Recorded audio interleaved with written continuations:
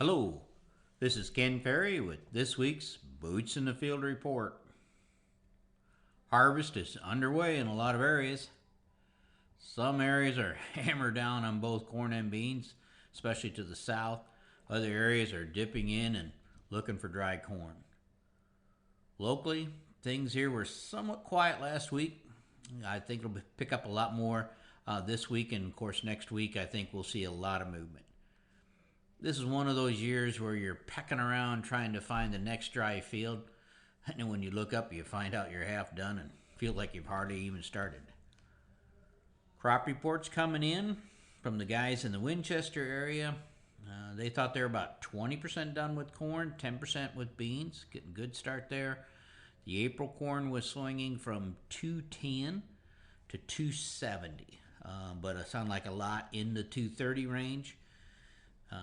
Beans, April planted beans in the 2.8 to 3.5 maturity ranges, and beans are running in that 75 to 85 bushel range. In Lovington and Arthur area, two growers reporting in down there. The April corn going from 240 to 260, with April beans 75 to 80 bushels. Another report coming in on April 109 to 112 day corn, running in the 215 to 258, with moistures at 24 to 27. Based on their earlier yield estimates, he said they should have divided by 70 or 65 instead of 80. Yields are coming in better than they'd expected. North of Bloomington, we got a report in on 109, 112 day corn at 237 and one at 253. In the Leroy area, first week in May planting running from 210 to 245, with a lot in that 230 range. Beans in this between 70 and 80 bushel. In the driest areas, yields coming in at 190 to 220 on the corn. We've had 3 bean fields came in from the dry area. They're in the mid 50s. So there's going to be some pretty big swings, I think, throughout the season as we move forward and watch who got rain, who didn't, and when they got that rain. Some reports from combine operators saying that swings in the April corn yields are mainly due to swings in the stands, as this corn fought some tough conditions this spring. So some of those tougher stands are where the lower yields are coming in from. Many believe the yields will climb as they get into their better May stands. And I think this is true if you didn't blow the tips off due to weather or other conditions out there, especially top kill coming in too early. In the areas where we're dry, 30 long seems to be the norm. But this September weather has really pumped up the kernel size, especially in those hybrids that respond in depth. Some of these fields we can divide by 65 and 70. Looks like we may be gaining back about half of what we lost with that tip abortion. So I think that's going to be a good thing. And then add that to good stands throughout the whole field. I think we're going to stay strong in there, but we may have some surprises if guys didn't get a fungicide on or ended up with a lot of top kill and the stuff died early.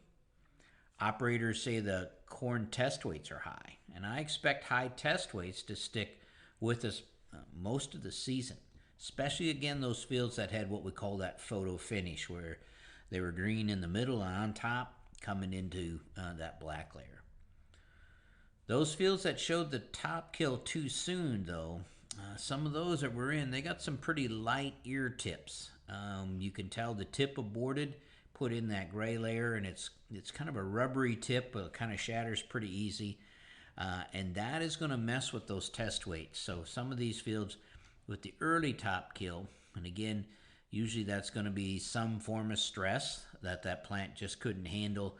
It might be disease stress. It might be drought stress, depending on the area. So, and I think we're going to have to keep an eye on those fields as far as grain quality goes as well.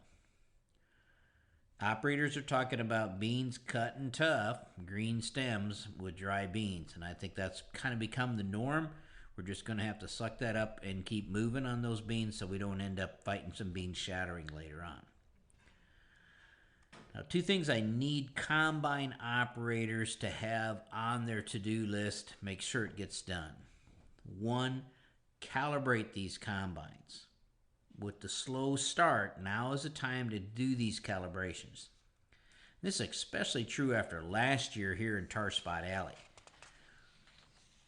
We didn't get good maps last year with all that down corn.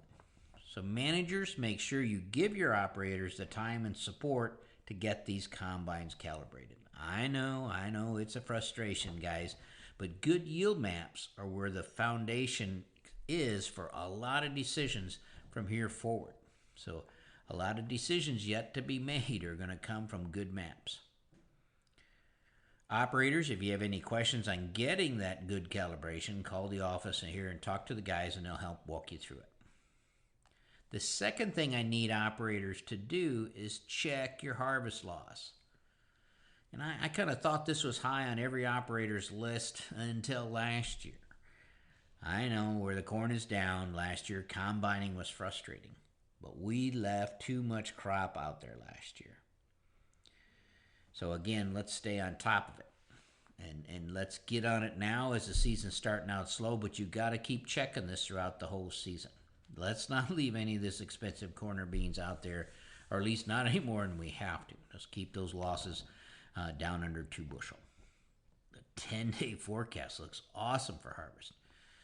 Let's hope the hurricane weather effect stays away from us and we can take these 10 days and really move up the harvest. As everyone kicks into full harvest mode, let's stay safe. It seems accidents happen in the beginning of harvest as people aren't fully acclimated to the flow of things, and then towards the end when we kind of get complacent. Let's stay on top of this all the way through the season so everybody gets out of this without anybody getting hurt. Plot harvest is underway. We harvested some early beans here at the campus on Tuesday. One of these plots was the one that Matt presented at our field day as well as at the Corn Soybean College, where we had different planting populations from 60,000, 80, 120 up to 150 on soybeans.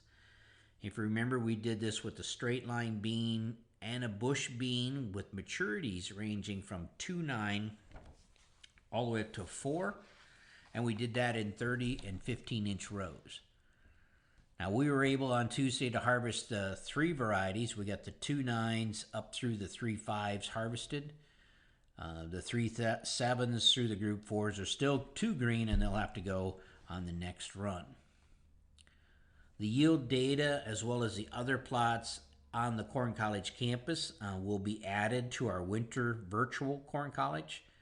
So our Crop Tech Virtual Winter College will be a 1-day session on January 5th, 2023. And what we'll do is we'll take a portion of the 2-day in-person event from this summer and create a 1-day virtual event.